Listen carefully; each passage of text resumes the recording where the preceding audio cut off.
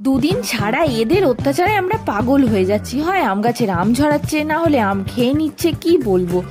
তবে কিছু কিছু ক্ষেত্রে না আমাদের মানবিক হওয়াটা খুব দরকার। যেমন এই গরমে তো সব পুকুর কলের জল অনেকটাই শুকিয়ে যায়, তো ওই পাখি কুকুর বিড়াল এদের জন্য না একটু আলাদা করে জলের ব্যবস্থা যদি সম্ভব হয় তো করার চেষ্টা। আপনারা দেখেছিলেন আমাদের জমির আলুটা জমিতে গাদা দেয়া ছিল, তো সেই আলুটাকেই স্টোরে পাঠানো হচ্ছে। সেই জন্য কয়েকজন লোককে লাগানো হয়েছে, তারা কিছু দলে ভাগ হয়ে গিয়ে প্রথমে আমাদের গাদাটা খুলে নিয়ে সেখান থেকে আলুগুলোকে বেছে আর একটা বস্তার মধ্যে ঢোকাচ্ছিল।